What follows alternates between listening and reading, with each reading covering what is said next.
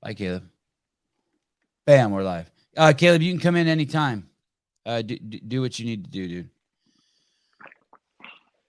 Heidi Yash, Eric Weiss, Brandon Waddell, Jessica Valencia. Hey, guys, good morning. Blade, you demand. Thanks for doing this. Thanks for having me, boss. Look, it's still a little dark outside. I like waking up before the sun. What are you taking? Are you taking some Liver King testicles, or what are you taking? Take a handful of desiccated testicles? No, it's actually the kind of the parallel. Before Liver King hit the scene, I have a friend who talked about what they call heart and soil Oh, supplements. yeah. So I have a friend, she's all about like the raw hemp, all that stuff. And Yeah. she got me on the hype. So I got some Yeah. whole package right here. So I usually just take like 12 to the head. You got to take like 6 per serving. So I'll usually just take them all to the head real quick.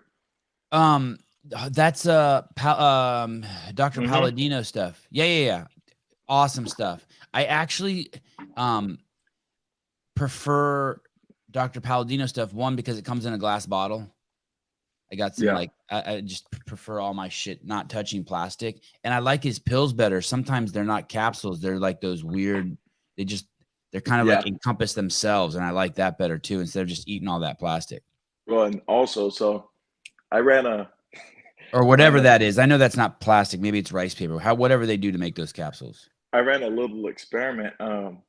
I put like, some beta alanine on my hand Mm-hmm. and put it in front of my dog, and he just smelled it and kept it moving. And I put some heart and soil on my hand, and he was like, and so I'm like, Oh, hey, passed his bullshit test, good enough for my bullshit test. wow. Wow. Yeah, I don't know. We might try it with BCAAs next or some whey protein. I don't know.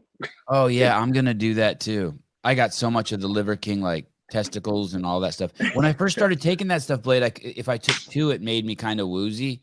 And now that I'm used to it, I could take like, I don't know if I've ever taken 12 at once, but I'll take like 6 in the morning and like 6 at night before I go to bed or something. Right on. Yeah, I just get them to the head so I don't fuck around and forget or something. What do you weigh? About 225 to 230. What I walk Okay. around at. So I wonder if that matters too, because you're significantly bigger than me. Oh, I say that matters in almost a lot of things. Like serving sizes, often at least, are trying to give you a generalization. But like when people say like a gallon of water a day, I'm like, all right, so I'm 6'1", 225, relatively lean. Um, my old lady, she's about 5'3", 135. We don't need to be drinking the same amount of water per day. So I usually go Right. your body weight, cut that number in half, and that's how many ounces you should probably do. Of water. Yeah, so I'm probably be about 110 to 120 ounces of water a day. Hers would probably be more like 60 to 70 ounces of water a day. Yeah. What is it? What is it? A gallon of water is like 7 pounds. Is that It's 128 ounces. okay? Yeah, because yeah, makes It's sense. something close to that. Yeah. So like, or my daughter, let's when she gets into serious athletics, more serious at like 15. How Like old's what your the hell? daughter? Well, right now she's 7. She a mile away from having to drink a gallon of water. But I'm not gonna be like, oh, you need to drink that gallon of water. 8.34 pounds. Dang. Thank you, Caleb. It's interesting. My boy just turned 8 yesterday, and it's so funny because he sweats now. And when he first started sweating a couple months ago, he didn't like it, but now he's proud. Like if it's dripping off of him, he's like, "Look!" Like he'll try to get like one drop to like come off his forehead. He's like, "Look!" He knows it's I, the correlate for hard work. I wish I could be proud of my sweat. I sweat like an embarrassing amount. I could seriously get up, like do lunges to the door and back, which probably be like 8 total lunges, and my pores would I could already feel my pores opening. It, Hey, but the CrossFit gym owner that we both know told me that you would just roll into his gym fully suited, weight vest, the belt, the Batman belt, and everything, and just get movements in. So oh yeah, you would just do one of your 15 pull-ups, and you just start pouring sweat under that suit. I like let's say so I would go in and do a set of 20, right? Mm-hmm. And I would go in and probably like fret 5. I could feel my pores. I could feel my pores. And people always try to say, "Oh, that's good. That means you got a clear system." Like, it may be good for you, but that's just embarrassing. Like, if you're wearing gray or something. Now, when I'm in my dark, my patrol uniform's dark, so it's not that bad. But when you were like trying to go to a wedding or something, and you sweating, and y'all ain't even y'all ain't even done that, and y'all eating, it's Who like, we had a cop on this show who said he had to go to the bathroom. He was at the end of his shift. And then he made an arrest as he was going back to the station. Do you remember that story, Caleb? And they were arrested. They had the person in the holding room before you took him over to the cell, I guess. And then they couldn't hold it, so they just ran over into one of the empty cells and just, I think, stood over the drain and peed. I'm trying to remember who that was. Just right in his uniform. Just Was it couldn't Greg even. Anderson? Was that him? God, that was a I great might have story. watched that one too. Yeah. And I think the suspect was a girl too, and he said it was just a worse situation on all ends. But I can relate because I've sat in here I've held my pee way too long at times. One of my instructors, he's watching live on the way to training. He said, "What's happening?" From one of my academy instructors from when I was a pup. Oh, I awesome. don't know if he wants me to name drop, but I just want him to know that I saw it. So what's happening? How long have you been a police officer, Blade? About 7 years. It pretty much parallels my daughter's age. Are you glad you chose that vocation? Oh yeah. I like everything about what I'm rocking with. I knew, honestly, I knew from a young age I was gonna be one of three. I was gonna be an NFL player, police officer, or a PE coach. How come? How'd you know that? And when you say Um, young, how old? like 7, because I had a dope ass PE coach when I was a kid. Um, my favorite game, my grandpa owned a batting cage, and so I played RoboCop. Favorite game was RoboCop, and then my favorite sport was football. What makes a great PE coach to a young boy? How old were you when you say you had a great PE coach? How old were you? Um, from like 5, 5 was like the first age I remember like really liking that stuff. But I remember And by a Coach. good coach, you mean the PE coach, just a teacher who inspired you, liked you, you respected them, you wanted to Exactly, work hard for them. exactly. So I would say somebody, that whole girls want to be with him, boys want to be like him or whatever. Well, now it'll probably be Yeah. like boys and yeah, whatever. But kind of that kind of thing. His name was Coach Schultz. He ended up being my football coach in high school as well. But Coach Schultz, I just remember he always had these cool ass shades on. He was in good shape. He he would whoop us, like he would teach us movements like you're supposed to. He would like whoop us 100-0 if he had the chance. I remember during field day, he did not hold back, and I just like that. That sparked kind of the dog in me. You know what I mean? Yeah. And so I just wanted to be like that. And when you wake up in the morning, you're excited to go to work. You're excited to like put on the uniform and be like, "Yep, this is me. This is it." Oh, yeah, yeah, definitely. I don't know if it's because I'm easily entertained or I'm stuck on happy. Because if you ask anybody, like I just be happy for no reason, or if it, or if it's just straight attitude, like a conscious effort. But all three come together, and I If keep it I'm moving. if I'm stuck on happy, I'm gonna use that. Good, because hey, you're gonna be you here. You know what I mean? You might as well be cool. You might as well be happy. Might as well make some lemonade. Do you have siblings? Step siblings. I'm an only child at birth. 8 years of being an only child, only grandchild on both sides as well. And Wow. then, yeah, and then I got married into two stepbrothers and one older stepsister. And you're in California. Correct. And what did your parents say when you became a police officer? When you told them that was the route you were going to take?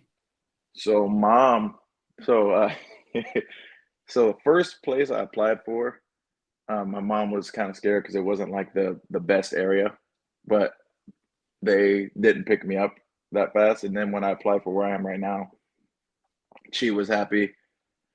My old lady was happy because that's where she's from. And then my dad, he grew up in the hood, and so I was kind of worried about him because he had like a certain view on cops, but he viewed it as be the change you want to see in the world. So then he went from here to a complete flip. Like, Oh, hell wow. yeah, a good one. That's what we need. We need, he's old school black man. So he's like, we need strong young black gentlemen leading the way.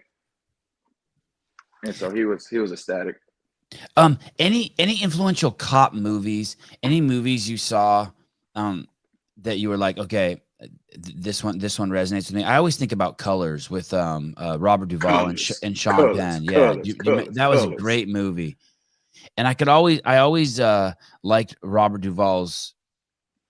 I haven't seen it in years, but I just like that dynamic between him and Sean Penn, and I felt like that was like two pretty cool, good archetypes, not just for cops, but for people who do new jobs in general.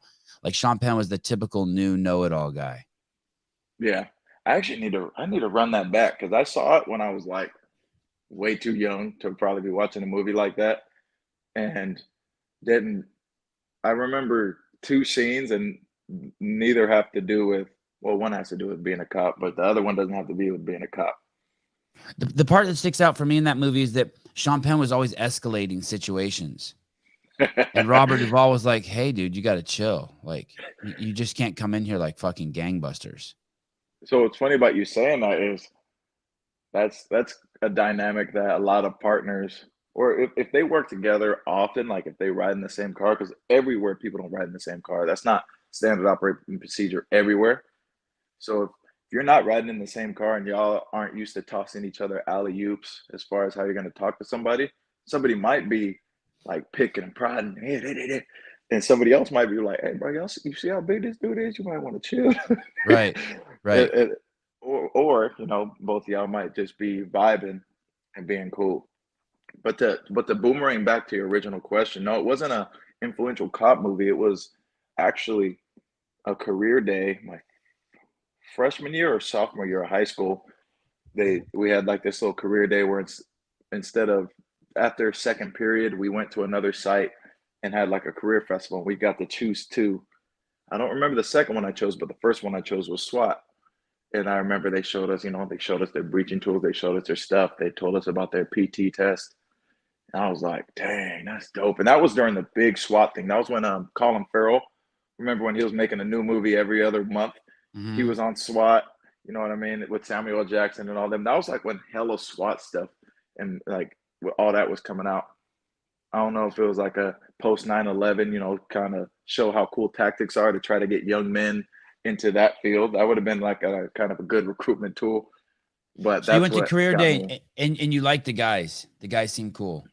Yeah, the tools they had seemed cool. Yeah, they were jacked. They had cool tools, their cars, all that. And was the military an option? I never really considered it. I got a scholarship out of high school to play football. And at a place in a school in California? No, in Oklahoma. It was a Division II school in Oklahoma. Did you go? Hell yeah. Oh shit. Hey, wow. Peep this though.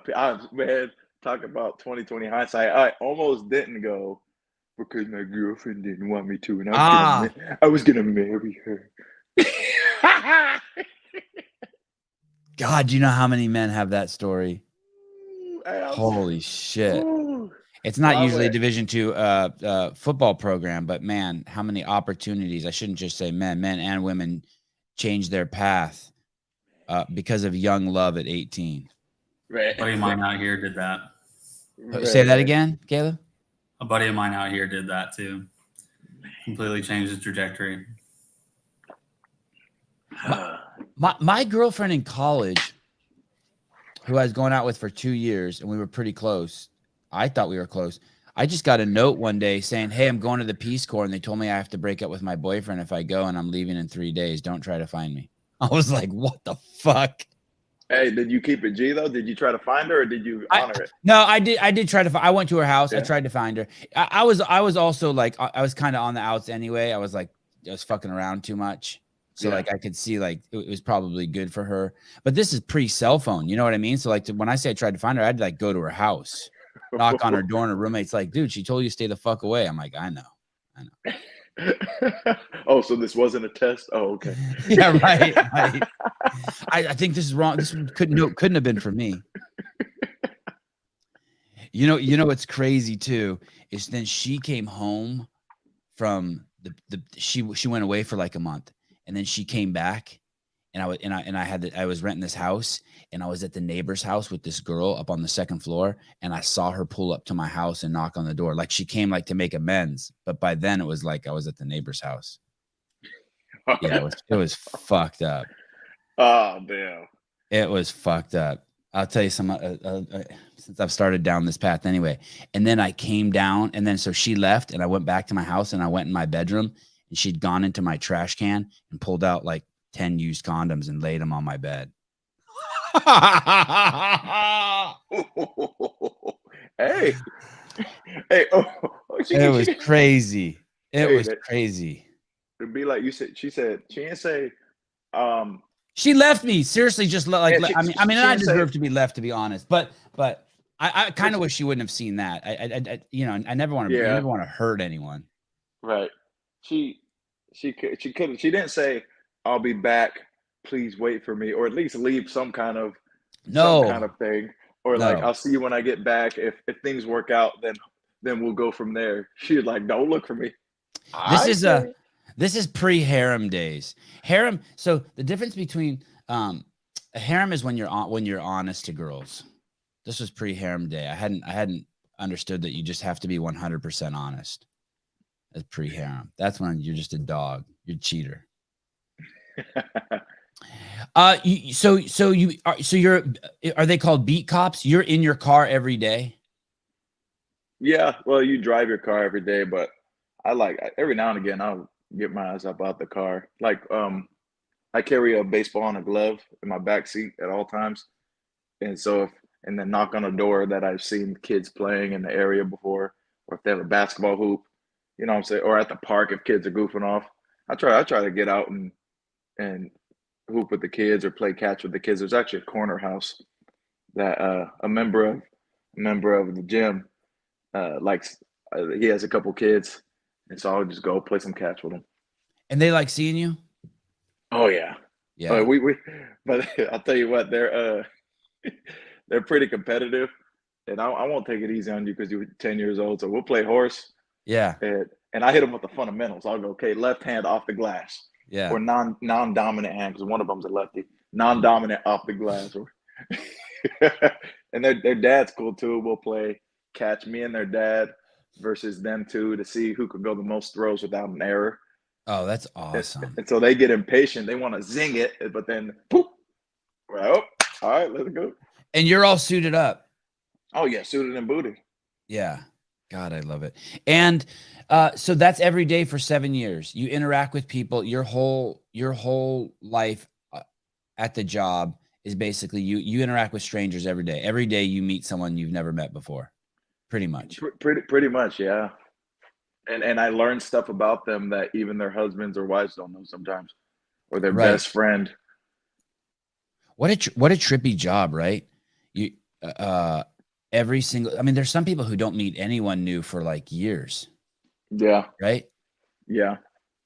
And your whole job, are you good at it? Have you gotten better at it in 7 years? Yeah.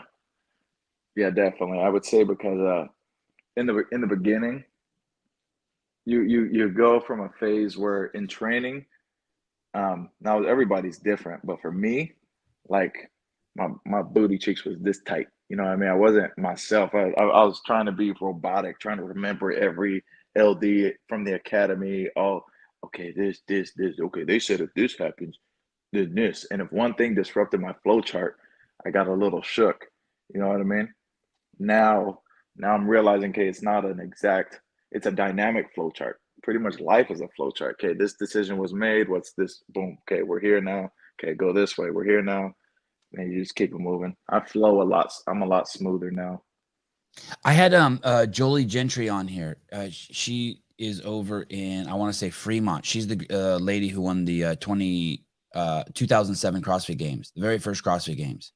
Word. And she was a cop. She's still a cop over, I want to say, in Newark. And she's on the SWAT team. She might even be captain of the SWAT team over there. I can't remember, but she's off the She's an admin now. She's not on the street. But she was saying she switched jobs every 3 years and that it actually took 3 years before you were comfortable at a job. And she said, and that part sucked, just switching every 3 years. Yeah. It seems like it's a craft that would take a long time to master, engaging with so many people who are not, I mean, mostly you're engaging people who are not at their best. They're at their worst, right? Right. And that's what a lot of people will tell you. Like a lot of vets, you'll come in and they'll say, like one told me, he's like right away, he was right next to me in the locker. He said, hey, bro, because I came out of the academy. Hello, sir. Good afternoon, sir. He's like, bro, first off, let's stop that sir shit. Second off, you need anything, let me know. I'm gonna tell you right now, 3 to 5 years. And I was like, what do you mean? Like 3 to 5 years is how long it's gonna take before you feel like you can go to almost anything and not be fumbling over yourself. And then even then, there's gonna be that one where you're just like, what the hell? And so, yeah, 3 to 5 is a good gauge. Some people just click, and for some, in year 2, they get it. Yeah. Some people it takes them all the 5 or maybe even 6 or 7 to finally flow. I mean, because when I say you're engaging people at their worst, they've either been in an accident, they're breaking the law, they're in a fight, they're doing. Or your uniform, or just the presence of your uniform itself pisses them off. Right. Or puckers them up. You know what I mean? I sent you this video. Yeah. And I'm gonna play it. Is that cool? Caleb, do you mind if I share it? I'm gonna do it that way I can start it and stop it, because I'm gonna start it and stop it a lot. Mm-hmm. And it's interesting. I watched it like 3 times and I had a reaction to it, and then I watched it again this morning and my reaction was like tempered. And I was wondering, I wonder if that's what, if I tempered it because I knew I was going to have to talk to you about it. Like I was all kind of like, had these really strong opinions about it, you know? And now all of a sudden I'm going to have to watch it with you and the fucking whole world. And like, I've like softened my approach, you know? It's kind of like when you're like, that's it. I'm going to my wife. And I'm telling her I'm watching football with the boys. Yeah. You storm in the room and you look her in the eye. You're like, can I watch the game? Yeah. Or you're like, hey, you mind if I turn it on in the 4th quarter? You know what I mean? You give up 3 quarters. I just want to watch the end, just the last 12 minutes. Yeah. Let's everything changes. Everything changes. So I have known Blade for some time through Instagram. Then we exchanged numbers and we text each other. And I knew there was always a time he'd come on the show. And I just thought this would be a fun thing to kind of test out. It would be fun to have a regular cop that we can just go to and talk cop talk to anyway. But this is always kind of a fun thing.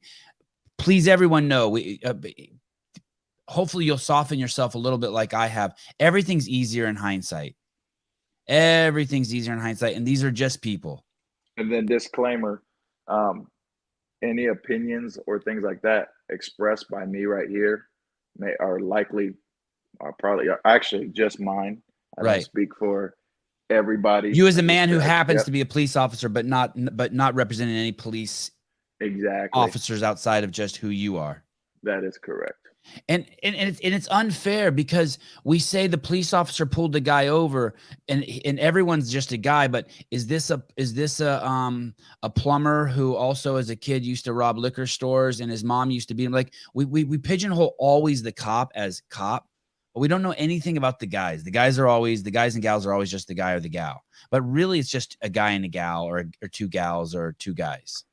And so that's the part that always frustrates me too. People are always like the government. I'm like, the government? No. You mean the people, the other people? You mean the people who have different jobs? Like, it's just weird to take them away from people. Anyway, so this lady pulls him over and this police officer pulls this guy over and I'm going to go ahead and play some of it. Caleb, will you give me a thumbs up if you can hear the audio?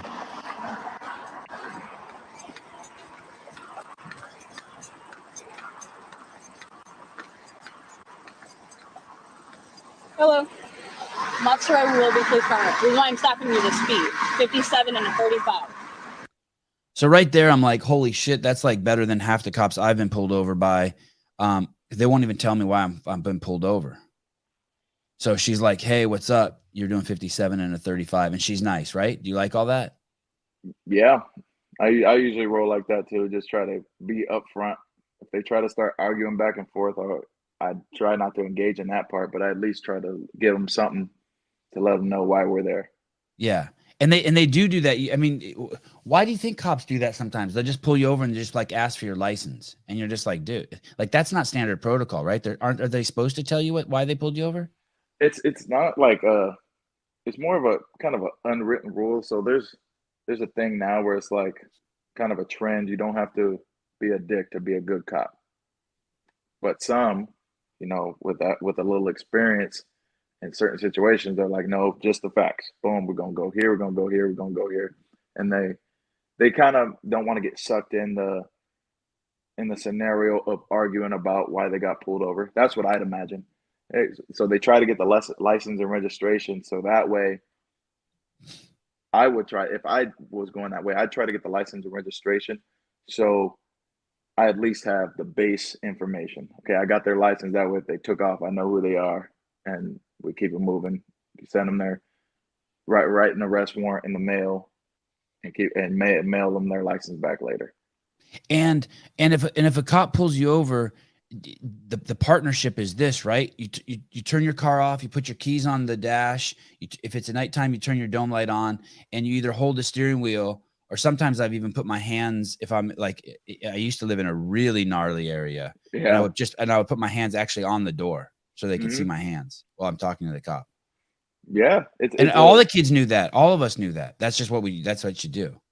Yeah. It's an alley-oop, because it lets us exhale. It may let us exhale a little bit. Yeah. Because going up to a unknown, like right now, we don't know. Like, just look at the picture. Look at the freeze right there. Yeah. All you know is the person's wearing a hat. You don't know who may be ducked in the back. You don't know what's on his or her lap. You don't know what's. Yeah. So all you know is that they're wearing a hat, and now you go from there. And then when you finally get up, you're like, okay, assess the situation, keep it moving. Whenever I see highway patrol on the freeway at night pulled someone over and they're just by the side of the car talking, I'm like, what a fucked up job to be a cop. Every time you pull someone over, it's like the beginning of a horror movie. It's like the beginning of Halloween. Yeah. You're on a dark freeway. It's not lit. Cars are flying by you at 80 miles an hour, and you're having one-on-one engagement with someone that you have to tell them they're in trouble. And there's just forest everywhere on either side of you. And you have to hope that they just comply and keep it steady, or else you might be getting in a fight with oncoming traffic. Yeah, it's nuts. By the way, I don't know where this is, guys. I don't know. This does not look like California to me. It looks like somewhere in the Midwest, but I don't know.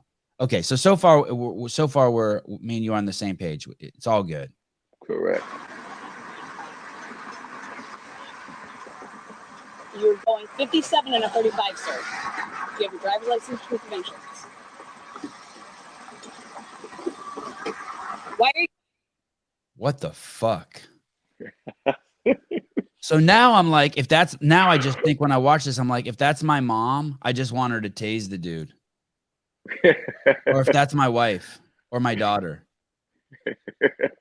He doesn't say, ma'am, if I've had to get out of the car, like, so I had a dog in my car that was barking one time, and I asked the cop, I said, hey dude, can I just get out? I'll stand wherever you want. I just can't be in here with the dog barking more. He's like, oh yeah, absolutely. Come around to the back of your car.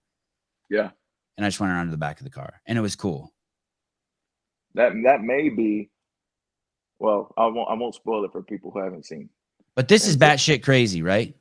Yeah, that's not the best idea, to just go on and get up out the car with no announcement, no nothing. Just get up. I'm gonna need your license.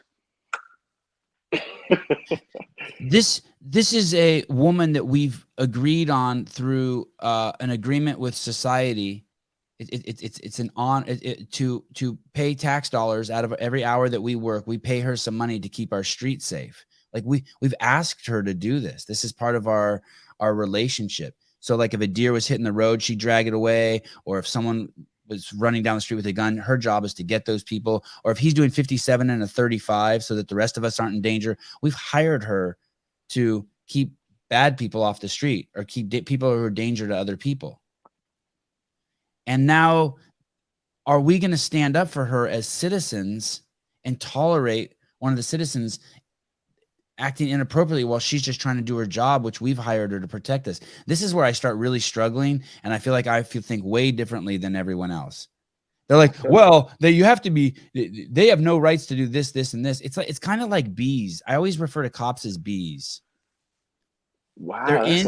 They're in your flowers. They're there between 1 and 3 every day. That's not the time for you to go play with your flowers. Stay the fuck out of their way. They're doing their shit. If you go over there, you're going to get bit. But keep interaction with them between 1 and 3 in the afternoon at a minimum. That's a good one, because I vibe with bees. Like, if I get stung by a bee, I'm not even mad, because I'm like, dang, that bee really feared for its life to sting me. Like, bees don't just be out here bullying people. If I get stung by a wasp, fuck that wasp.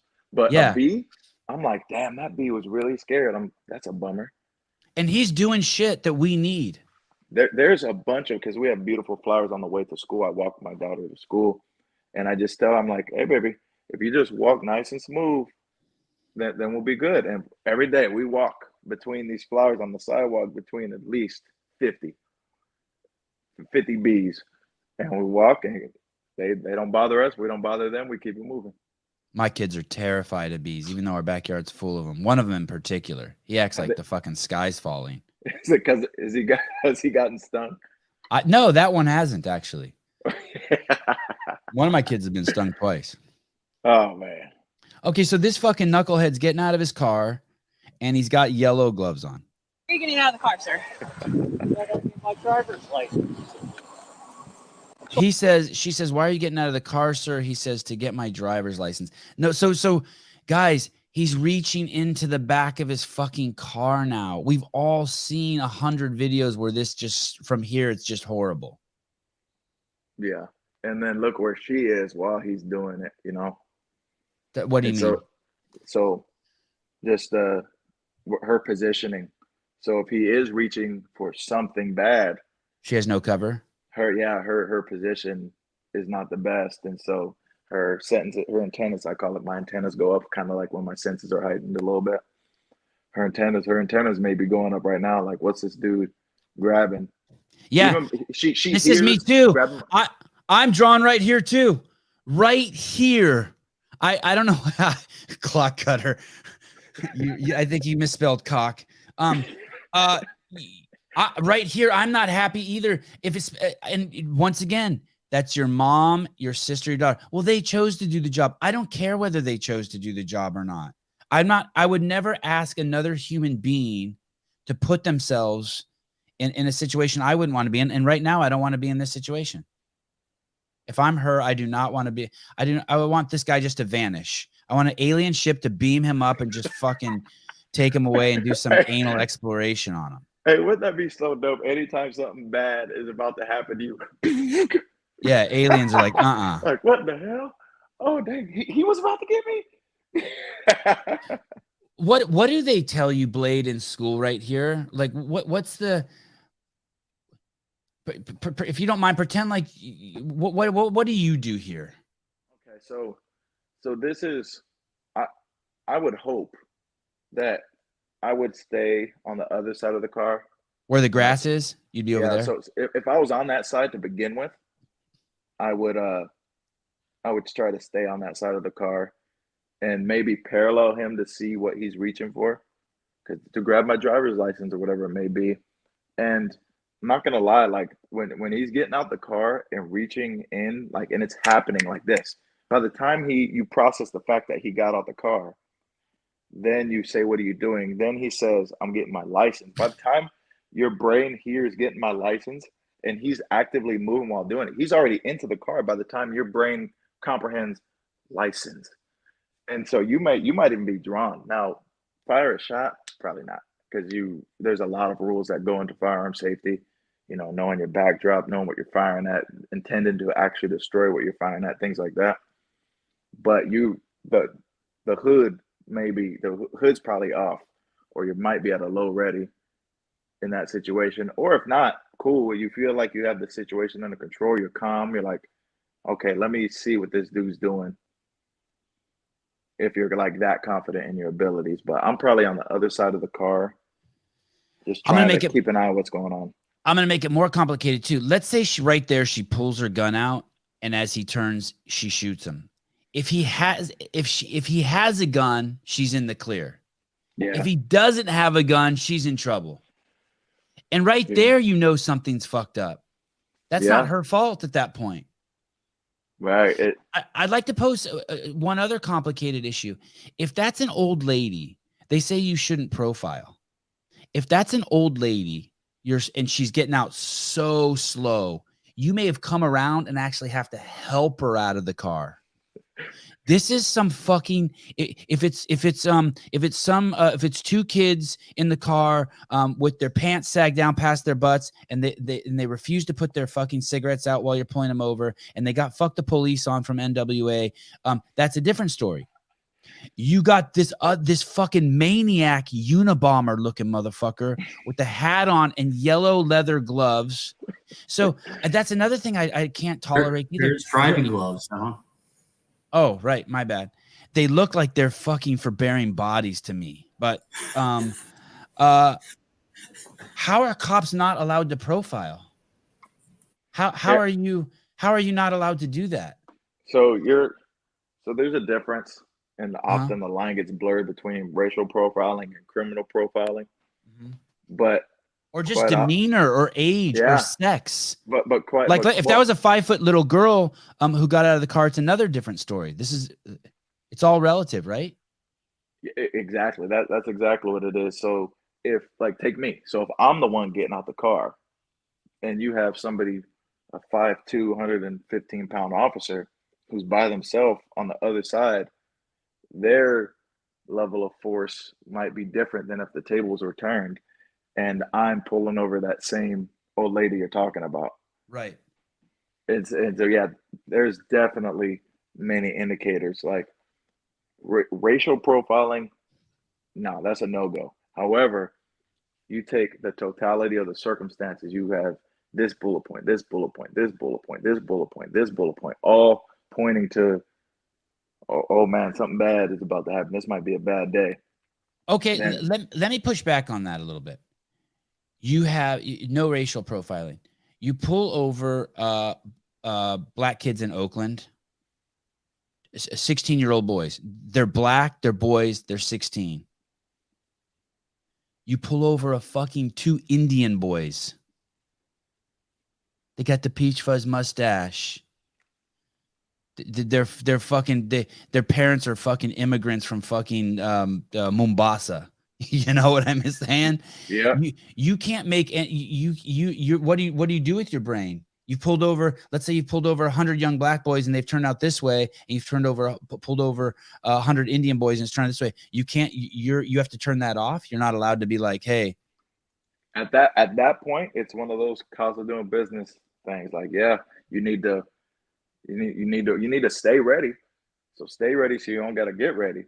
However, at that point, you just got to roll up. You got to try to be cool, stay cool. And because every guy who talks like this guy right here, regardless if he's white or black, is an asshole. Like, we already know this guy's an asshole. I'm getting my license, right? We already know. Uh-oh. Yeah, he's not happy. I don't know if he's late somewhere or what the business is, but he definitely isn't helping his own situation right here. Okay, here we go. 12 radio. This male just stepped out of the vehicle. Okay, so she radios in there. Homeboy's out. Yeah, she's actually that's pretty locked in, because a lot of times you got to remember her partners don't know what's going on. All they know is she's making a stop. And so right. if nothing comes out on the radio, then her people just think, okay, cool, pull over some 16-year-old kid speeding. Yeah, no big deal, on the way to his girlfriend's house or whatever it may be. And let's not forget, all the insurance companies have us profiled. My insurance at 16 is more than Blade's daughter's car insurance at 16. And why? Because I have cock and balls. Oh, wow. I wonder if I can tell my insurance company that my boys identify as being girls and their insurance will get lowered. Mm-hmm. Wow. Hey, modern problems require modern solutions. Right. Okay. Sunglasses, hat, gloves. and attitude at this point. Yeah. Okay.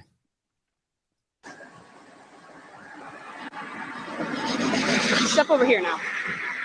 So she says, step over here now. That kind of reveals her psychology. She's like, that's basically like, okay, you want to step out of the car? Well, now we're going to step over here. And Yeah. she could be protecting him because so he doesn't get hit by a car, right? That part, both of Okay. them, both of them. Like that's why she probably did a passenger side approach.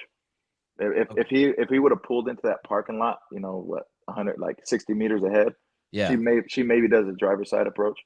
Okay. Have a seat on the ground. Have a seat. I'm not sitting. I'm not sitting. So, do you have a question? No, go. I don't know. This is where I start getting a little sympathy for him, even though he's a complete douche. But go on. I want to hear what you have to say. So he says, I'm not sitting the first time, and it's a little aggressive, but it's not that big a deal. I'm not sitting. Yeah. And then right there, it could be just a verbal thing. But on the I'm not sitting, his hand might be this close to her right there. I wouldn't say she's wrong if she takes it. Yeah, me neither. Me neither. Right there, I think he has to be tased 100%. I agree. He has to be knocked down. Yes. Yeah. This is where it gets squirrely. Yes. Because at this point, we got two. But what about the sit part? Are we okay with that? He's like, hey, you need to sit. You got out of the car. Okay, so is that a power trip or is that a standard protocol? It's a safety thing. Okay. No, you can have them sit on your push bumper. You can have them sit on the curb. But it's just pretty much just settling things down. Things are a lot more settled with somebody sitting, and they're more likely to take a deep breath and calm down sitting as well versus standing up, chest all puffed up. You know what I'm saying? And it gives the cop a second if he's sitting down and he wants to attack and you're looking down right in your ticket or something, it gives you a second to. Exactly. It evens the playing field a little bit because the cop's multitasking like a mofo. Yes. Okay. And then she starts doing the Heisman on him, right? He puts her hand out and she puts his hand. This is the part that I don't understand. This is the whole part why I thought, let's talk about this. Back off. Back up. I'm not sitting. Okay. So I don't understand why she touches him right there. Like at that point, you either have to knock him down and completely, and probably the public's going to hate this. People are going to hate me for it, but you either have to completely he has to be tased and handcuffed immediately, or she has to completely disengage and wait till more cops show up. Like this kind of middle ground. This is like high school cafeteria shit where you go over and push the dude. Right? Yeah. So, I mean, so the push, she probably creating distance, as she's moving back, pushing him back simultaneously. but he doesn't like that. Oh, She just shook the bee's nest, right? He didn't like that. Yeah, he definitely doesn't like that. And the goal is to win the end game, not like little psychological battle. The goal is to win. Right. Think of the long game. So when this Yeah. video is completely over, I'll go over like just some things that I like to try to do. Okay. I can't do them all the time, but I like to try to do them. But in this scenario, so far, I would say he brought the fight to the party. So now her antennas are up, and she's like probably preparing to have to fight this dude. Because when you push somebody to back off, quite frankly, they don't always back off. And she appears squared away. You know what I mean? Yeah. She's confident, right? Keeps herself in shape. Yeah. When I pulled you over for this, come over here, sit down. She's keeping control of this call. Christine Young says the end game is to be alive. Yeah. And for some reason, I'm 5'11", 240. I know I'm getting shot.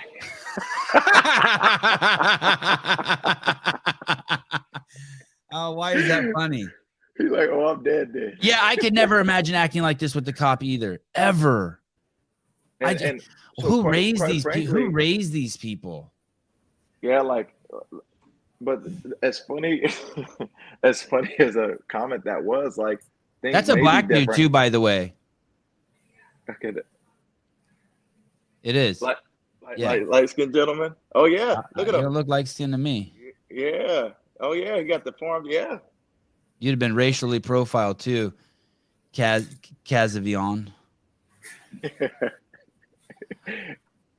And so, but let's plug that in.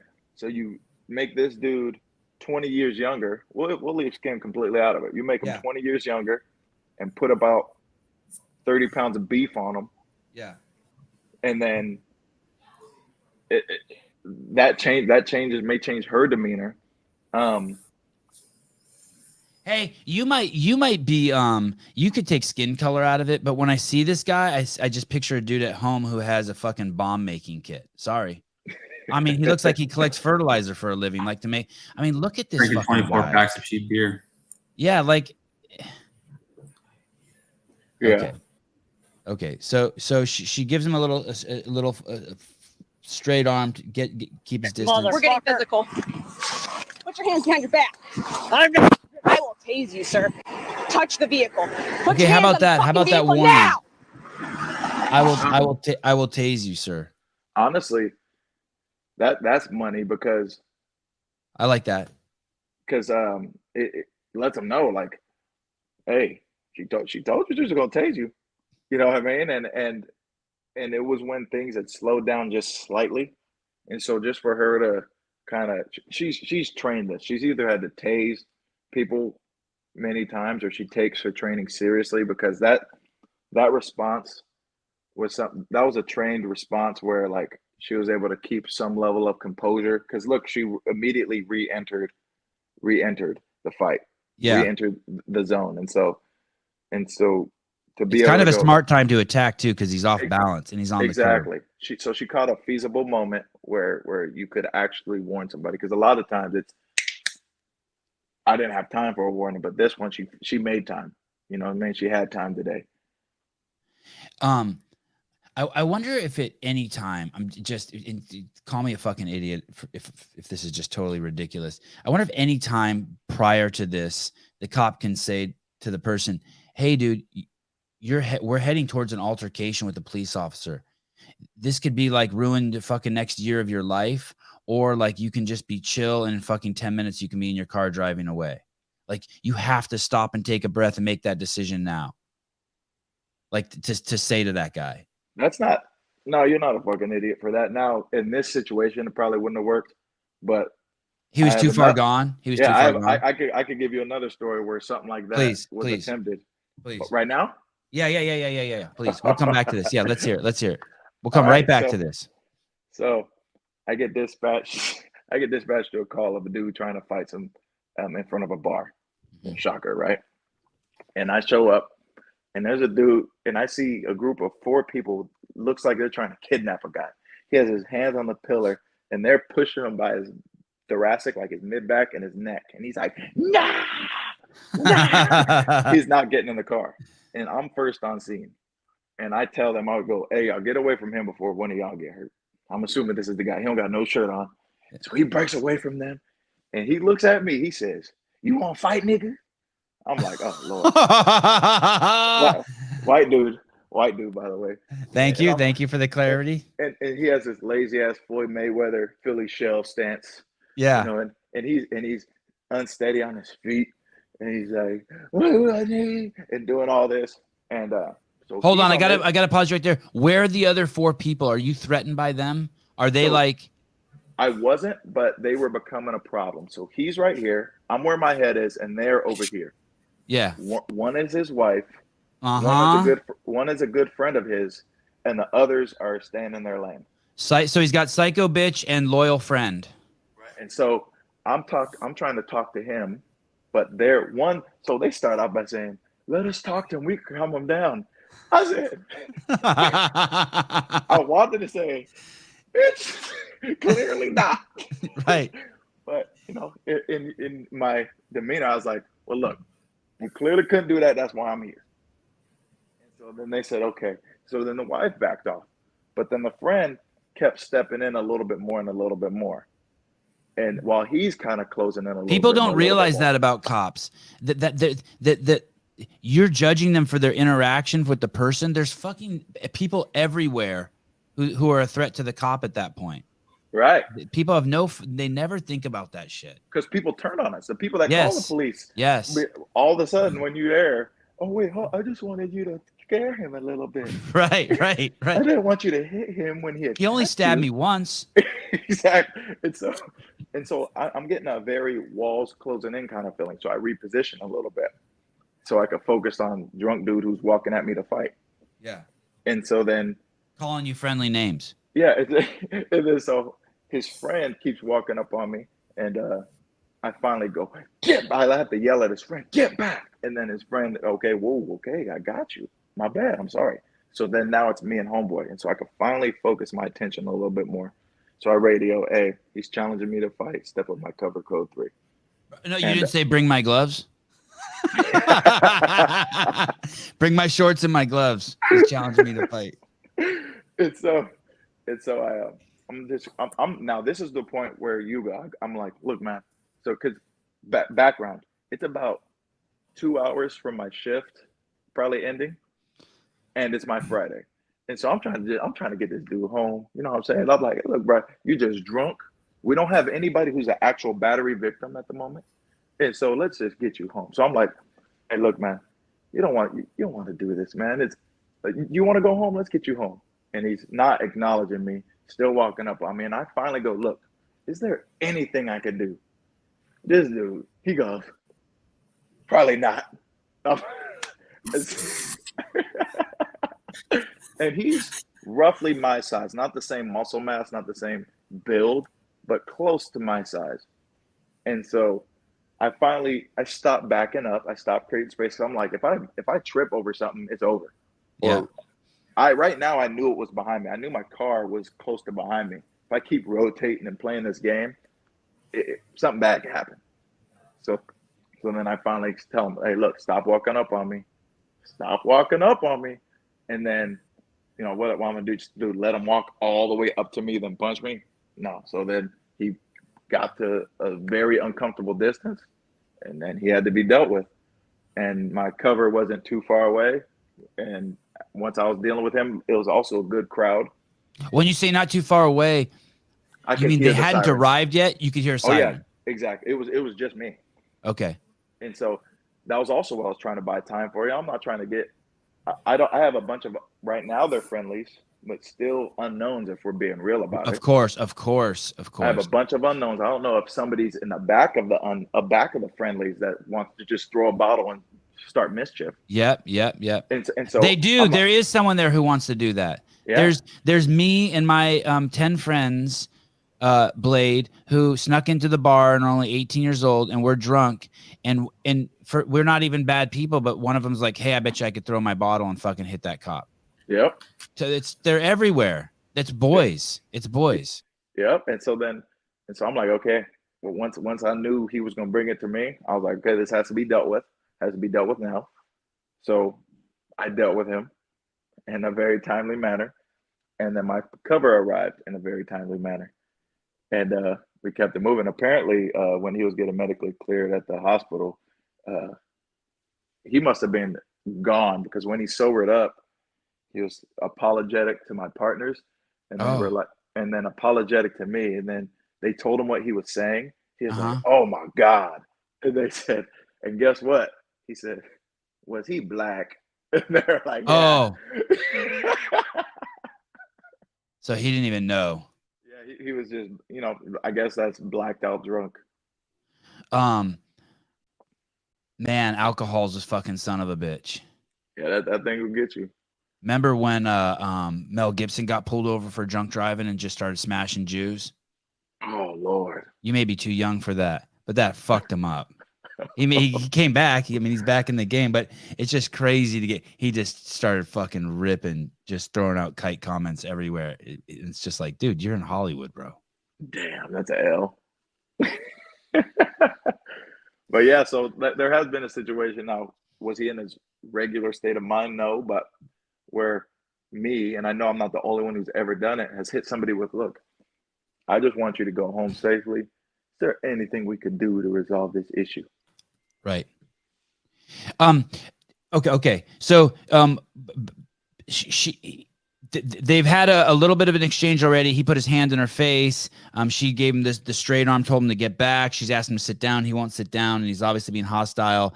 And she called for backup too, right? just prior to this. Okay. He was smart how he stepped back up on the curb. Hey, that was some good footwork, though. Yeah. Hey, That was back. pretty crazy. Run that back. It's almost like he has some boxing skills, right? Keep the pivot up the curve. Yeah. Boom. Yeah. Oh, yeah. That's a crazy spin. Yeah. That was something serious. Oh, what does she have something? No, okay. So is everything she's doing right now? What do you think she's doing right now? Is she fighting to try to get a hand free and grab a taser? Yeah, right now she's in the red, and she's realizing that it's going to be A, B, or C likely. That A, he's a lot stronger than a frail old man.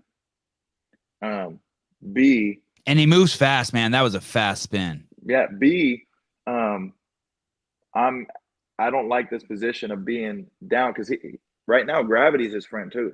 So he's at a higher ground. So she's in the red, trying to get out of that position of disadvantage. And C or it could be C, all of the above.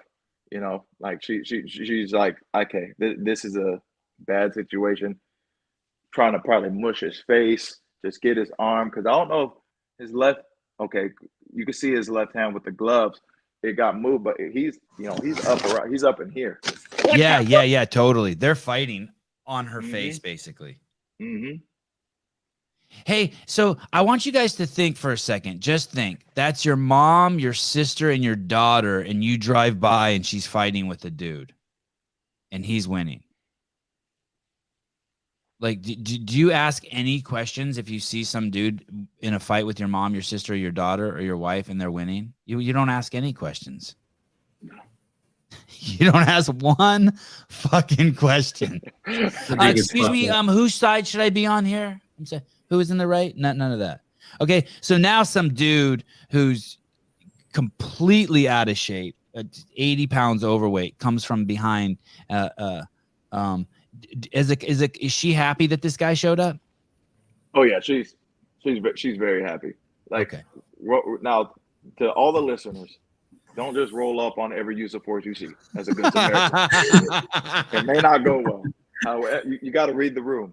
Okay, he read the room, and this is a good situation. Okay, here we go.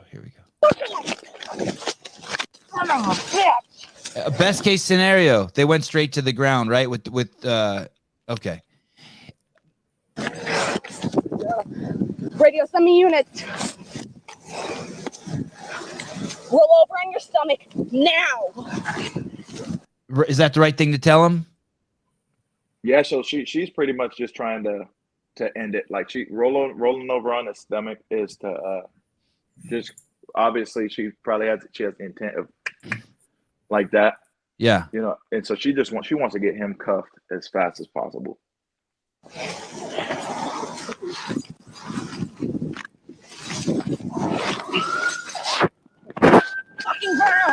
Look at this. Look at this lady. This lady's like 100 pounds overweight who stepped up to the scene.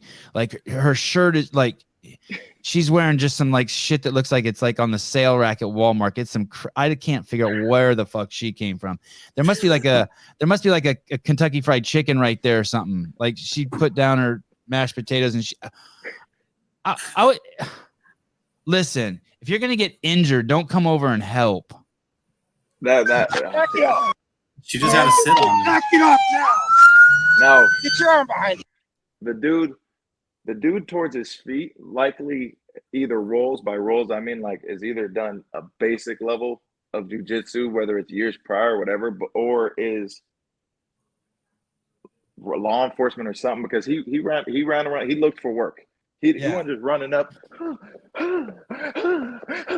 Yeah. No, he ran up, he's like, okay, arm, okay, let's stop the flailing. And I don't know if he's trying to figure four, cross the legs, or just control them by crossing them like this and putting some light pressure. But that dude was a good number three. Obviously, the best number three would have been that patrol officer right there if he had gotten on the scene. I didn't watch past the dog pile, But this part's hilarious kind of too, because this makes you realize it's like some weird podunk, like it's just funny what she says to him. What about in the situation if someone rolls up and just starts punching the guy? Like, like it's kind of surprising, like that guy in blue isn't just like punching him in the neck. Boom. Yeah, or kicks him, and I mean, like you could see that lady walking up and just kicking him in the head, right? That last lady who came out of the Kentucky Fried Chicken. Then you have more than one issue on your hands. Then you have to do an even harder task of dividing your attention. You obviously need to stay with this threat, but you have to tell her to stop. Hey, don't kick him. And then all of a sudden, your partner. Now, this is assuming you didn't see it.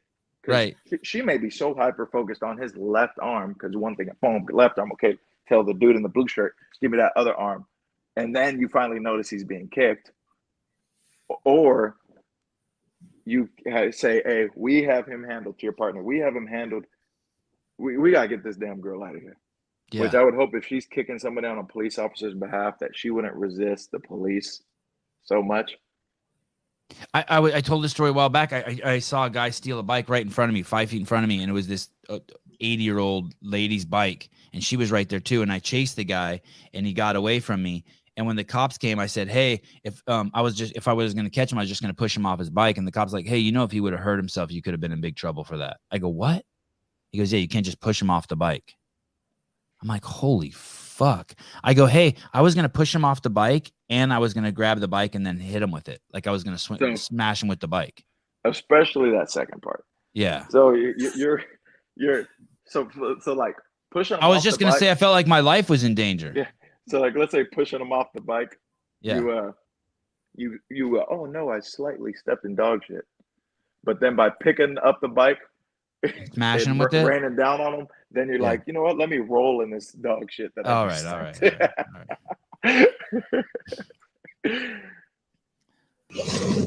Put your arm behind your back. Jason, get the cuffs, she says. How come this ding dong doesn't have his cuffs out already? Does that yellow jacket tell you he's not even a real cop? Is that just like a community service dude? So I'm wondering. Jason, get the cuffs. So Bo, Luke, get the cuffs. I mean, this is some Dukes of Hazzard shit now. Yeah. So this is where. So the vest, I don't know if he was working traffic control at a different site and heard this, because that's like a safety vest. Now, I don't wear mine unless I'm specifically doing traffic control, and even then, sometimes it'll stay in my trunk on accident. But yeah, like rolling up with that vest, not certain why. Yeah, that doesn't look like it's a good thing to be wearing during a fight either. Yeah, probably. Yeah, no. But yeah, I'm not sure what was going on before that. It's not, as far as I know, it's not normal. That's not a normal uniform vest.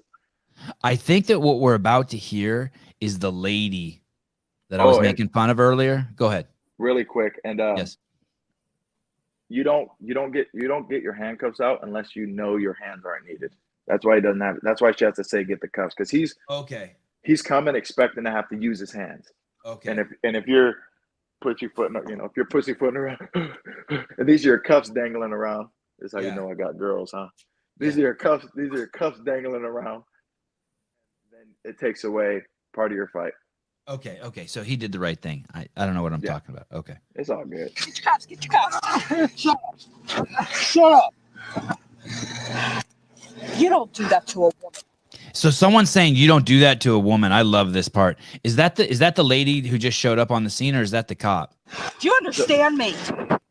That's the lady. You don't do that to a woman. That's the lady. She's not out of breath, and she has a different voice, slightly. Don't do that to a woman. Hey, you gotta eat you. All right. You good up here? Males detained at this time. You slide. Yeah. The cop is too busy breathing hard to say that like that. Okay, so this is the part I always trip on about cops. So the other day, right in front of my house, and this is just one of 100 stories I could tell. Right in front of my house, I live on this old country highway, right? And right in front of my house, a dude drives off the road into the creek below, right? And there's a fire truck there and 6 cop cars. So I walk outside of my gates, my plush gates, my 3 Plain Brothers Empire. I come out, I'm in my shorts and shirt, and I'm standing like 10 feet away from the cops. Not one cop turns away to me and goes, "Hey, what's up, man?" Or, "Oh, a guy," like, obviously I fucking live there. Nothing ever happens on this road. Someone is driven off into the creek. There's 5 cop cars, and not one of these dudes can be just like remotely fucking civil to me. Not even like, I'm like, "Hey guys," they're just like, it's like this. Like, dude, like I'm not. Like, I live here. Like, that's where the partnership of the citizenry, like, "Hey, dude, just so you know, we'll be out of here in 20 minutes. This guy was drunk, and we're gonna get him out. Everything okay with you? Did you hear anything?" Or like, "Beautiful flowers," or just like anything to me. Just any civil. They're just standing around. You know what I mean? It's not like there's any. It's not an active threat. It's not. No. And I see that with cops too. Like at like you'll be like I'll be like at the place where I walk along the beach, and there'll just be 2 cops standing out there, and I'm walking by with my kids, and they're so fixated on having a conversation with each other, and like not. It's like no, there's no working the public.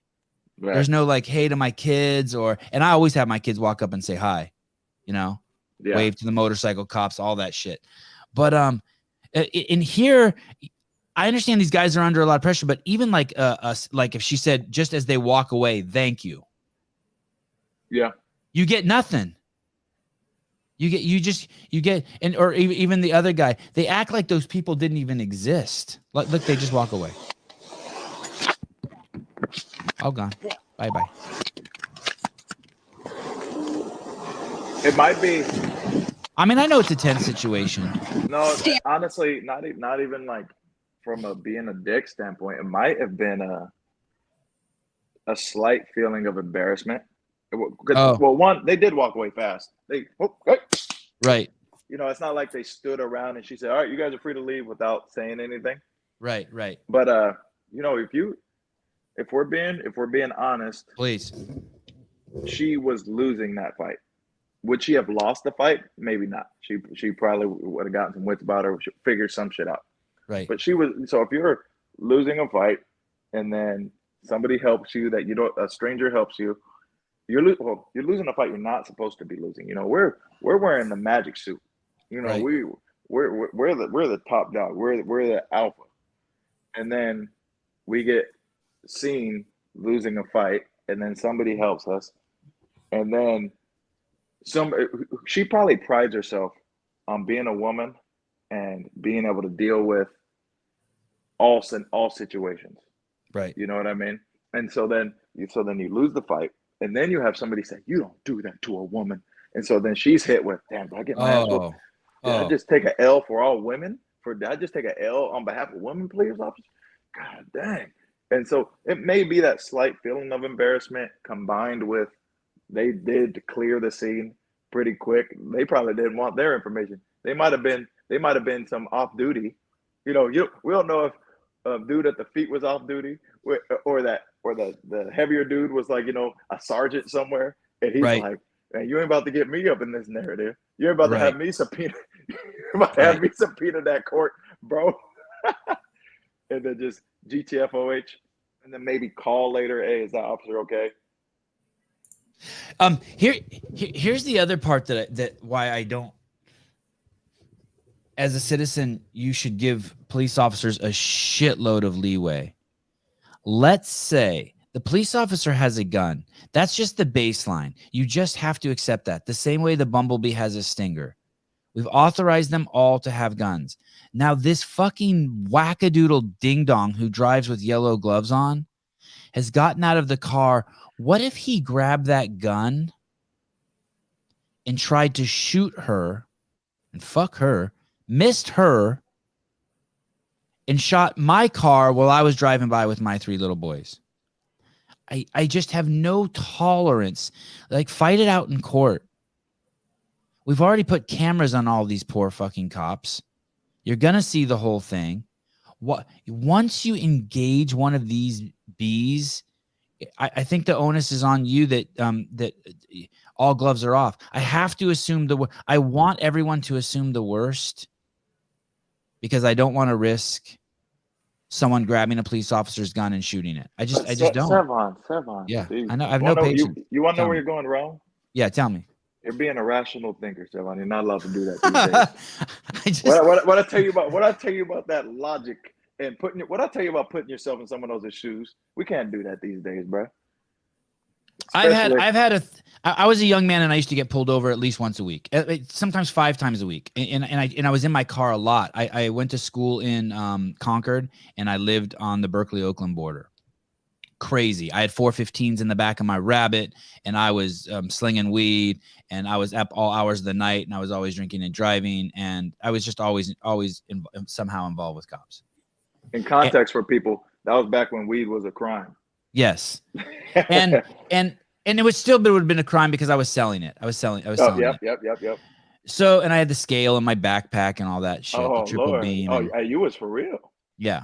Well, I was pretending to be for real. I had a BB gun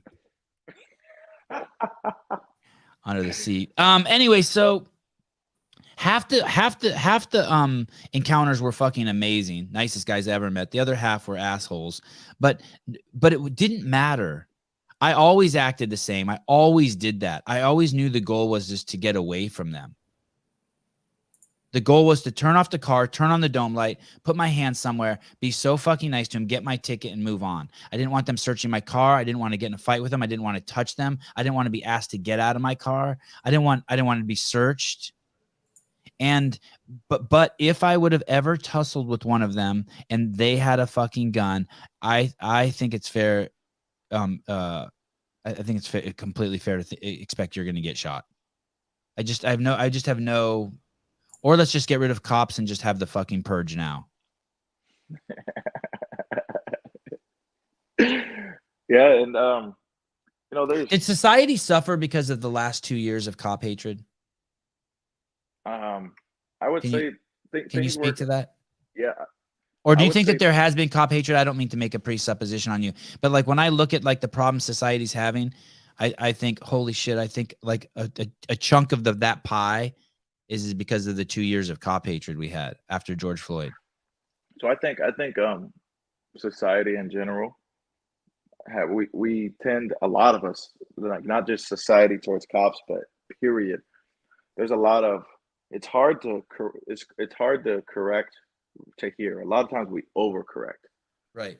You know what I'm saying? So if it was, oh, we're here and we're trying to bring it back to here, a lot of times it comes all the way over here. And so there's just maybe a overcorrection.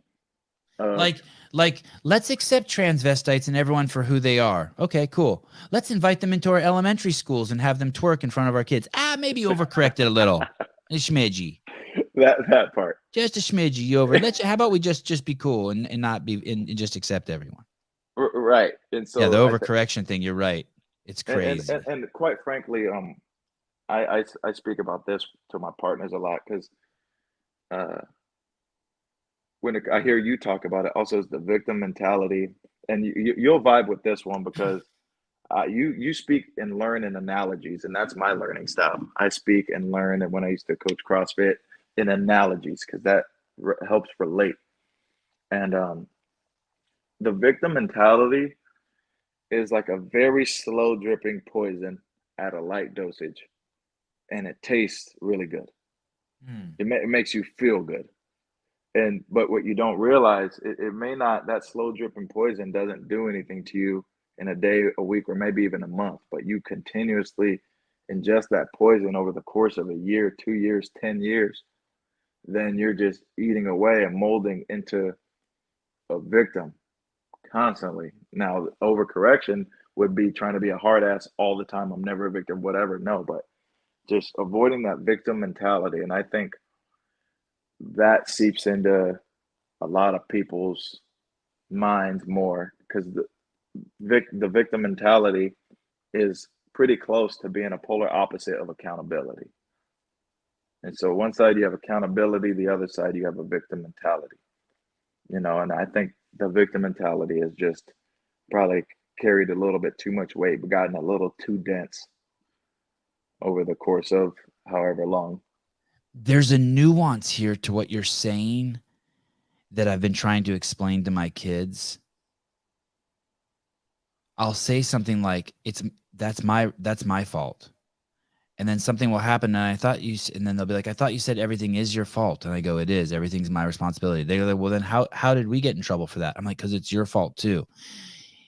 It's interesting. The nuance is this: you get pulled over by a cop, and let's not even use that as a cop. Something bad happens to you, and it's not your fault at all.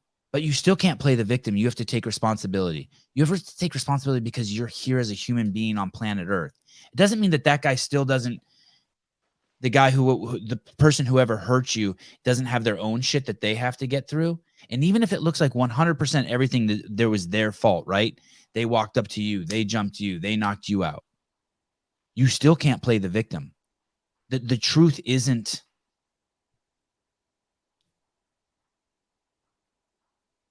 There is. I don't believe that there's a middle line. I don't believe that it's like that there's exceptions. I believe it is really black and white, that we have to take this absolute personal accountability and responsibility for all the things that are happening in our life. And granted, it's hard. It's a war, right? Because you're right. Playing that victim does feel good. Yeah. It wasn't my fault. The scientists, the TV was telling me, no one could have known. Soon as I talk to doctors all the time, and they're like, well, no one could have known in the beginning. As soon as I hear that, I hear them starting to play the victim. Why didn't you, if you couldn't have known, why didn't you take a deep breath and stand back then? Why did you just jump in and do the procedure? Right. And it's because right then and there, it's a very attractive thing. It's a relief. Like, oh, okay, it wasn't my fault. Okay, maybe this, but no, it's uncomfortable. It sucks to be accountable sometimes. You got jumped at the ATM, and it's the other guy's fault, right? But you're born on planet Earth. You open an account at that bank. You have an ATM. It was nighttime. Were you looking around? Those are. The second you just blamed the guy who jumped you at the ATM, you've given him all your power.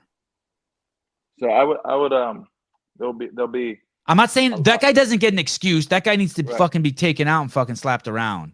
No, there's a lot of agreements in what you're saying. I agree with you in a lot of what you're saying. Yeah. But the slight pushback will be take all the scenarios you said. Yeah. And you get jumped. Yeah. You give him the power when you fear to go to the ATM again. Right. You give him the power when you let him live or her live rent-free in your head when you're making dinner the next day. Yeah. Now, will there be some trauma associated? Possibly. I'm not saying that we're just computers and we could of course dump something from our memory. However, that's where the loss of power would happen to me. Not a bit of me would be like, damn, that's what I get for being at the ATM at 9:30 p.m. I know better than that. Or because I needed to get some bread. Now, if I was getting bread out the ATM for a shady reason, like I knew I shouldn't have done that stupid ass thing. I knew I didn't need that $20 to buy that meth, or you know what I mean. And so that would be where it's your fault. But the transfer of power comes from when you let somebody else dictate beyond. Now, so like that guy that you pulled, that you showed up to the fight, mm-hmm. and he yelled at you. If you would have left, and he yells those racial slurs at you, if you would have left there thinking, and that would have changed who you think you are about yourself or who you think other people are, then he wins. Right. And the reason I count that either one, either you think different about yourself or you think different about now drunk white dudes or however you want to categorize them. He won. Doesn't matter. He won if he changes the way you think. Exactly. And quite frankly, it may sound weird to a lot of folks, but when I'm in uniform, I'm not a black police officer. I'm a police officer. So an example of that would be if I'm wearing what I'm wearing right now and somebody says, "Fuck you, nigger," you know what I mean? And I tune them up, it would be likely socially acceptable that they got their ass whooped in and of itself for calling me the N-word. But put me in uniform, that in and of itself, I can't. Okay, but like you got to keep it moving. Now, would it be an associated factor to why force was used? Likely, because they showed the propensity to become Well, it violent. shows you're towards me. batshit crazy if you call a black dude that. To his Yeah, face. Something's wrong with you.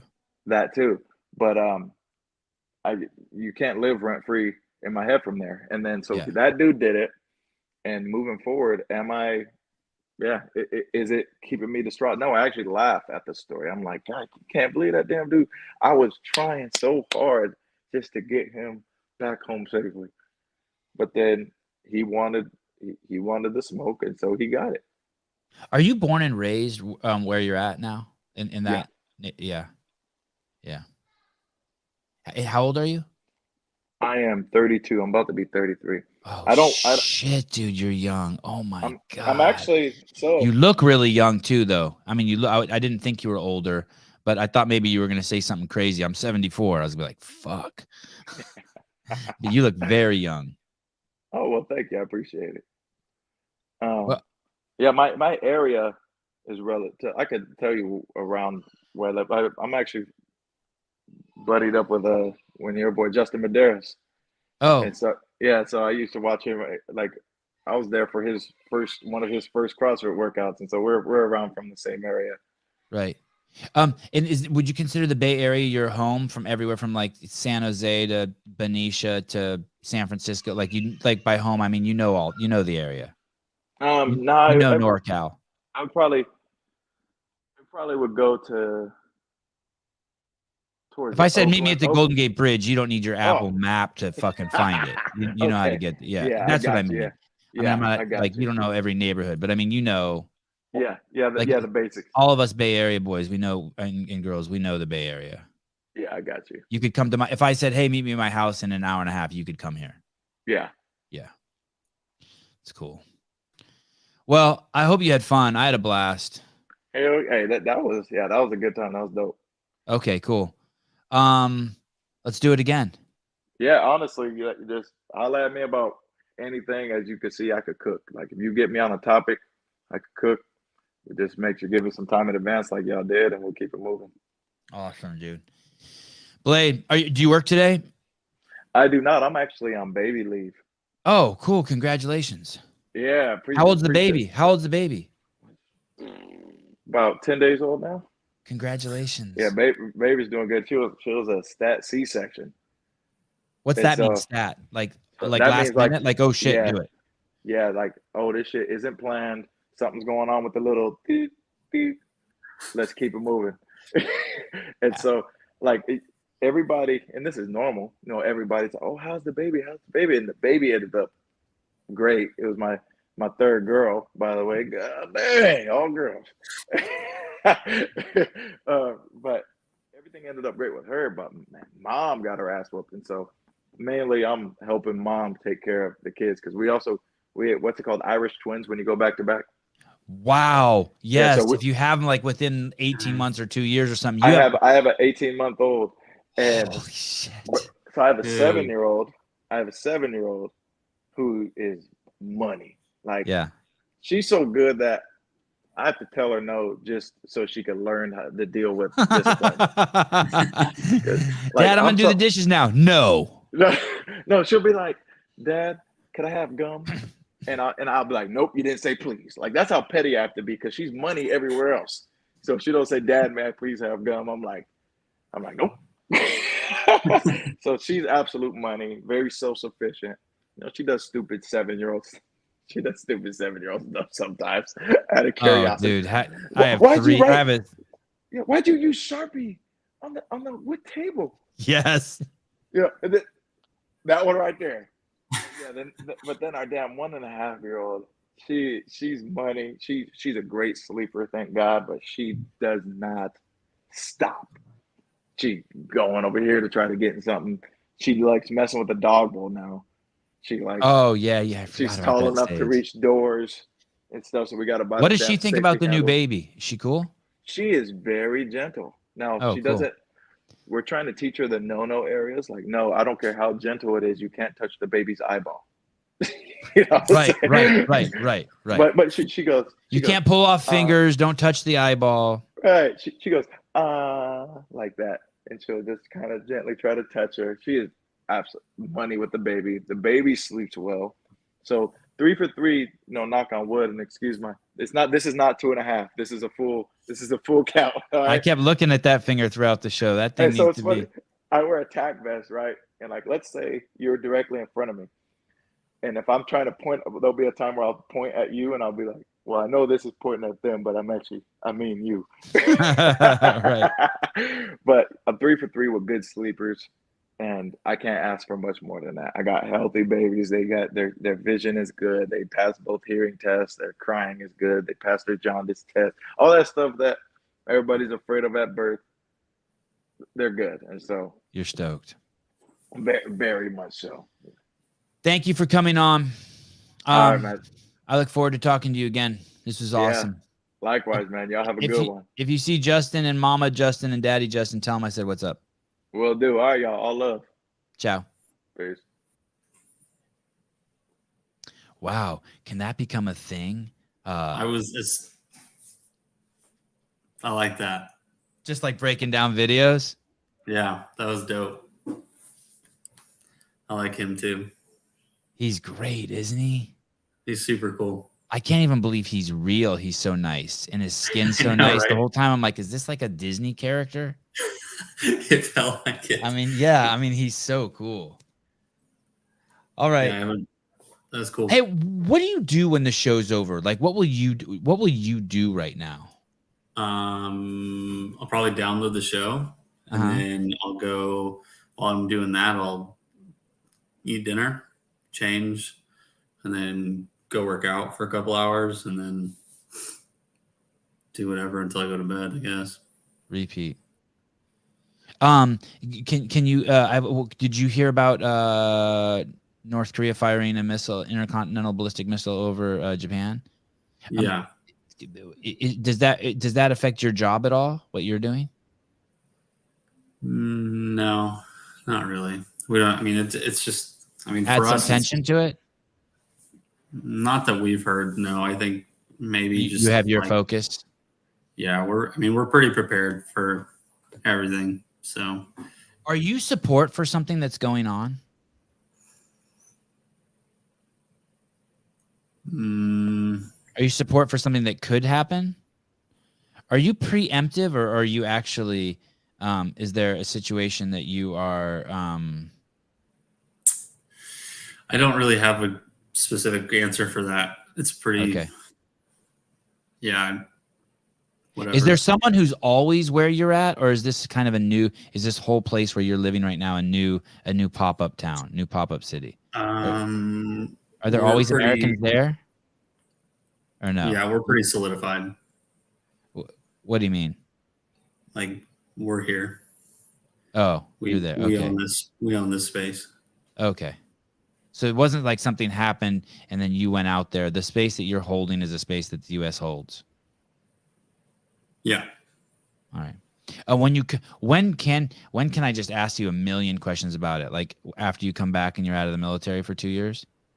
No, I could probably talk about it when I get back in the beginning of next year. Awesome.